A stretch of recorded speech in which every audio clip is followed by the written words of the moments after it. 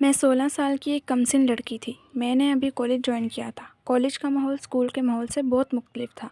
पहले तो मैं बहुत परेशान हुई। मुझे ऐसा लगता था कि कॉलेज का माहौल बहुत बुरा होता है, वहाँ पर लड़कियों की इज्जत महफूज नहीं रहती। लेकिन हमारे कॉलेज में कोई ऐसी बात ना थी। मैं रोज़ बाकायदगी से जाती थी। अचानक एक दिन हमारे बायो वाले सर ने हम सबको बहुत मुश्किल टेस्ट दिया। मैं उसकी सही से तैयारी नहीं कर पाई और मैं फ़ेल हो गई। सर ने मुझे बहुत डांटा और मुझे अपनी अम्मी को बुलाने को कहा। मैं अगले दिन अपनी अम्मी को लेकर सर के ऑफिस तक गई तो उन्होंने मेरी अम्मी को मेरी बहुत शिकायत लगाई और कहा कि मैं हर टेस्ट में फ़ेल होती हूँ। मैं ये सुनकर हैरान रह गई क्योंकि मैं आज तक किसी टेस्ट में फ़ेल नहीं हुई थी। मेरी मम्मा ये सुनकर परेशान हो गई। फिर मेरे सर ने मेरी मम्मा को मशवरा दिया कि वो अपने घर में बच्चों को ट्यूशन पढ़ाते हैं। आप अपनी बेटी को मेरे पास पढ़ने भेज दिया करें। मैं इसकी बहुत अच्छी तैयारी करवा दूँगा और इस पर ख़ास तवज्जो दूँगा। मेरी मम्मा फ़ौरन मान गई। फिर मैं रोज़ सर के घर जाने लगी। एक दिन मैं ट्यूशन गई। सर के घर में कोई भी नहीं था, सिर्फ सर थे और कुछ ट्यूशन पढ़ने वाले बच्चे। इस दिन सर मुझे बहुत अजीब नज़रों से देख रहे थे। फिर अचानक सर ने सब बच्चों को जल्दी छुट्टी दे दी। मैं भी जाने लगी तो सर ने रोक लिया और कहा, मेरी बात सुनकर जाना। मैं वहीं रुक गई तो सर ने बोला कि आज मेरे घर में कोई भी नहीं है, तुम थोड़ी देर तक जाना, हम बातें करते हैं। मुझे थोड़ा अजीब लगा, लेकिन मैं अपने सर के साथ काफ़ी घुल मिल गई थी, इसलिए मैं रुक गई। सर ने पहले इधर उधर की बातें की, फिर एकदम से मेरा हाथ पकड़ लिया। मैं घबरा गई और मेरी सांसें बहुत तेज़ हो गई और सर मुसलसल मेरे सीने को उभार को देखे जा रहे थे। ऐसा लग रहा था जैसे उनमें और जोश आ गया है। उन्होंने मुझे बोला कि तुम बहुत हसीन और जवान हो, तुम्हारी जवानी देखकर मुझसे रहा नहीं जाता। मैं कई दिनों से तुम्हें पसंद करता हूँ।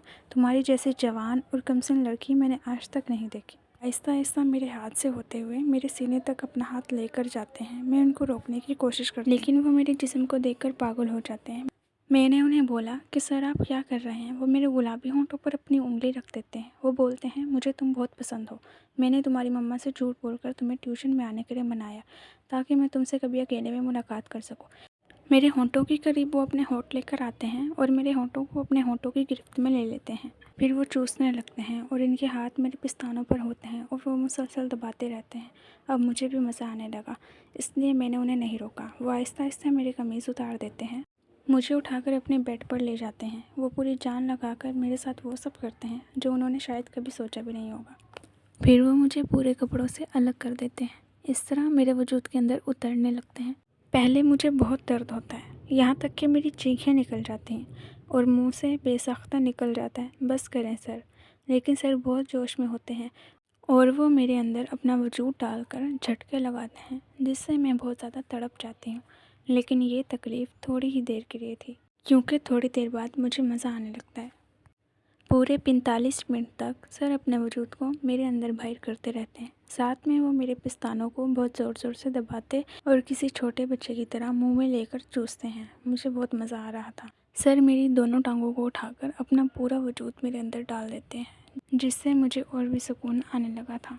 अब मैं सर को खुद बोलती हूँ कि और ज़ोर से सर, और ज़ोर से। सर भी पूरी शिद्दत से मेरे अंदर अपना वजूद अंदर बाहर करने लगते हैं। फारिग होने के बाद सर मुझे मेरे घर तक छोड़ आते हैं। इस दिन के बाद सर और मेरे दरमियान बहुत गहरी दोस्ती हो जाती है और जब भी हम दोनों को एक दूसरे की तलब होती है तो हम एक दूसरे से ज़रूर मिलते हैं।